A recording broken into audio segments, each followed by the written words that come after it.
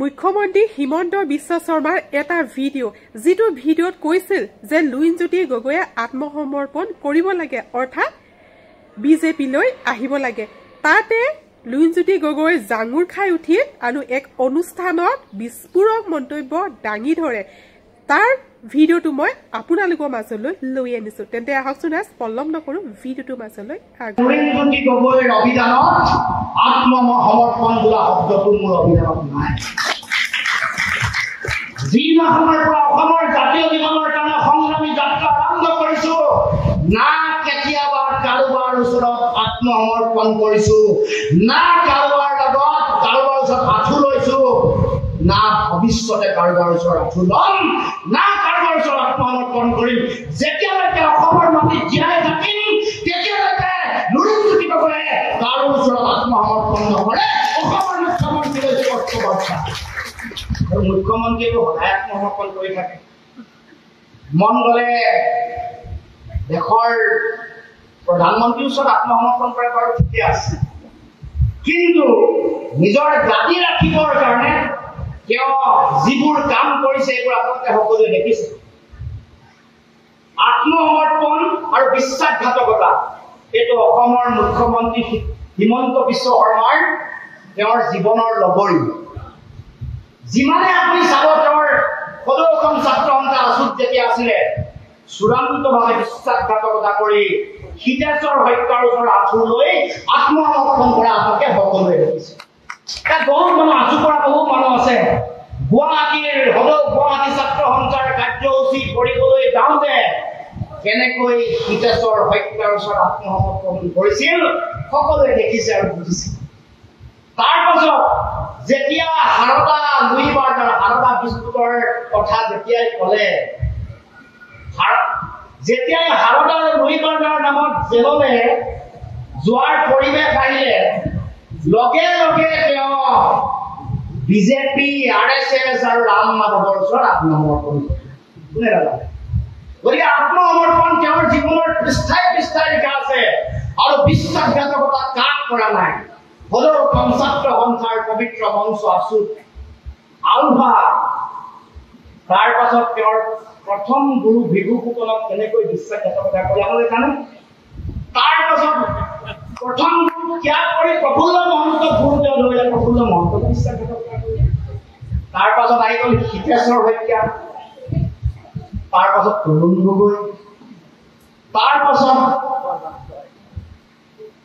সিদ্ধাৰ্থ ভট্টাচাৰ্য তাৰ পাছত ৰাম মাধৱ আৰু শেষত সৰ্বানন্দ চৌধুৰী এয়া হ'ল বিশ্বাসঘাতকতাৰ তালিকা কেনেকে বিশ্বাসঘাতকতা কৰিব পৰা তাতকৈ ওপৰত আটাইতকৈ বেছি যাক বিশ্বাসঘাতকতা কৰি আছে কিন্তু অসমীয়া জাতি আৰু অসমীয়া জাতি হত্যাত বিশ্বাসঘাতকতা কৰি আছে অসমীয়া জাতি হত্যাত বিশ্বাসঘাতকতা কৰি আছে নহলে যোৱা কিছুদিনৰ আগত এই 43 বছৰৰ বিদেশীৰ বোজা জাপি দিবৰ কাৰণে ডিটেনশ্যন কেম্পত থকা মানুহৰ তেজ শুদ্ধ কৰিবৰ কাৰণে নটিচ ওলাইছে তাৰ মানে বিদেশীৰ তেজ উঠাই ল'বৰ কাৰণে মুখ্যমন্ত্ৰী হিমন্ত বিশ্ব শৰ্মাই এতিয়া তেওঁ দায়িত্ব গ্ৰহণ কৰিছে গতিকে ৰাইজ তেওঁতকৈ বিশ্বাসঘাতক আৰু তেওঁতকৈ আত্মসমৰ্পণকাৰী কোনো নাই আঁঠু লৈছে আত্মসমৰ্পণ কৰিছে বিজেপিৰ ওচৰত অসম চুক্তি আখৰে আখৰে পালন কৰিম বুলি কৈ অসম চুক্তিৰ 5 নম্বৰ দফাত হত্যা কৰিলে আমাৰ ওচৰৰ ৰাজ্য মেঘালয়ৰ মুখ্যমন্ত্ৰীয়ে বীৰৰ দৰে জাতীয়তাবাদী মানুহৰ দৰে ক'লে যে মই বিজেপিৰ লগত চৰকাৰ কৰিছো কিন্তু অসমত নাগৰিকত্ব সংশোধনী আইন মানে মেঘালয়ত আমি মানি লওঁ এয়া জাতীয়তাবাদী নেতা এয়াই দেশপ্ৰেমী নেতা নিজৰ জাতিৰ কথা ভাবে খাচীয়া গাৰো জয়ন্তী আৰু সুৰক্ষিত ভৱিষ্যতৰ কথা ভাবে তেওঁ ভাবে নিজৰ জাতি ৰক্ষা গতিকে ৰাইজ মুখ্যমন্ত্ৰী হিমন্ত বিশ্ব শৰ্মাই নিজে নিজৰ স্বাৰ্থৰ কাৰণে সদায় বিদেশীৰ ওচৰত বেলেগৰ ওচৰত আত্মসমৰ্পণ কৰি আহিছে তাৰ পিছত কৈছে বোলে তেওঁ কৰা ভাল কামৰ মানে জাতিৰ কাৰণে তেওঁৰ পৰা ভাল কামৰ মানে আমি বাধা দিব নালাগে প্ৰশংসা নকৰিলেও বাধা দিব নালাগে বুলি কৈছে আমি কৈছো যে জাতিৰ কাৰণে ভাল কাম যিবোৰ কৰিলে তাৰ তালিকাখনকে কৈ দিওঁ শুনক মুখ্যমন্ত্ৰী ডাঙৰীয়া আপুনি কৰা জাতিৰ কাৰণে ভাল কামৰ যিখন তালিকা সেইখন গাই দিছে মোৰ পৰা আপোনাৰ আমোলাতে ৮,০০০ বিদ্যালয় অসমত মৃত্যুমুখত পৰিছে ৮,০৬৬খন বিদ্যালয় ৬,৩৩৫খন বিদ্যালয় একেৰাই স্থায়ীভাৱে মৰিছে বাকীবোৰ মৰাৰ হৈছে আপোনাৰ আমোলাতে ৪ মাহত খিলঞ্জীয়া মানুহৰ ৪৯,০০০ বিঘা মাটি আম্বানী আদানী ৰামদেৱক দিবলৈ আপুনি হেঁপাহ কৰা লগাইছে আমাৰ মাটি বেলেগক দিবৰ কাৰণে কি কৰে এইখন তালিকা আপোনাৰ আমোলাত ২৭খন টুলগেট দিছে ২৭খন টুলগেট ৯খন আছে আৰু ১৮খন বনাই আছে আপোনাৰ আমোলাতে আজিলৈকে বিদেশী কিমান আপোনালোকে চিনাক্তকৰণ কৰি খেদিলে মই তালিকাখন কৈ দিব কৈছো ২০১৭ চনত আপুনি ১৬ চনত চৰকাৰ কৰিছে নহয় শুনি লওক কাণ খুলি আপোনাক যে যোৱাকালি বিদেশীৰ ওচৰত আঁঠু লোৱা বুলি কওঁতে গাত লাগিছে শুনি লওক ২০১৭ চনত ০ গৰাকী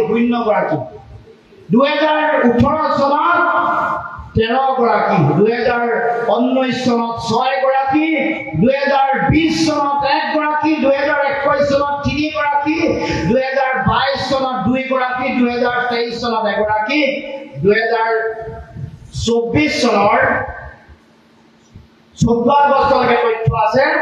০ গৰাকী ইয়া হ'ল তথ্য তাৰমানে বিদেশীও যে নাটলালে হেমন্ত বিশ্ব শৰ্মাই এয়া মই তথ্যৰ ভিত্তিত কৈছো মই এনে কোৱা নাই মুখ্যমন্ত্ৰী হিমন্ত বিশ্ব শৰ্মাৰ ভাল কামৰ তালিকা হ'ল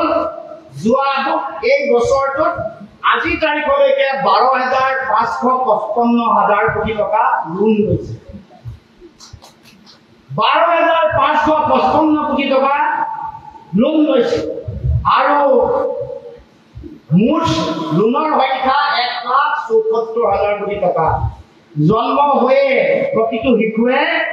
৫০,০০০ টকা ঋণৰ বোজা লৈ অসমত জন্মগ্ৰহণ কৰে গতিকে মুখ্যমন্ত্ৰী ডাঙৰীয়াৰ এইখন ভাল কামৰ তালিকা তাৰ বেলেগ বেলেগ অসম চুক্তি ৬ নম্বৰ দফা কাৰ্যকৰী কৰিব নোৱাৰিলে ৰাষ্ট্ৰীয় নাগৰিকপঞ্জী উন্নীতকৰণ কৰা নাই বৃহৎ নদীবান্ধ বন্ধ কৰিম বুলি ভাবি বৃহৎ নদীবান্ধ আনি জাপি দিছে অমৃত কলহৰ পইচা দিব পৰা নাই অমৃত বৃক্ষৰ পইচা দিব পৰা নাই অৰুণোদয় ২ নম্বৰী ভুৱা ফৰ্ম পেলাই অৰুণোদয় সকলোকে দিব পৰা নাই আপোনাৰ ভাল কামৰ তালিকা মই কৈ দিছো গতিকে এইবোৰ কামৰ কথা ক'ব লাগে নে নাই ৰাইজে নিশ্চয় আপোনালোকে জানিব সৌৰাজ ভিডিঅ'টো দেখা পালে আৰু ভিডিঅ'টো দেখি হয়তো আপোনালোকে অনুমান কৰিব পাৰিলে যে লুইনজ্যোতি গগৈ কেনেকুৱাকৈ নিজৰ নিৰ্বাচনী প্ৰস্তুতি চলাই আছে আৰু সেয়ে ভিডিঅ'টো মই আপোনালোকৰ মাজলৈ আগবঢ়ালো আৰু যিসকলে প্ৰথমবাৰ মোৰ এই চেনেলটোলৈ আহিছে চেনেলটো ছাবস্ক্ৰাইব কৰি ৰাখিব আগলৈ এনেকুৱা ধৰণৰ ভিডিঅ'সমূহ চাবৰ বাবে আজি এই ভিডিঅ'টো মই এটা সামৰণি মাৰিছো পুনৰ লগ পাম নতুন এটা ভিডিঅ'ৰ সৈতে আজিলৈ বাই বাই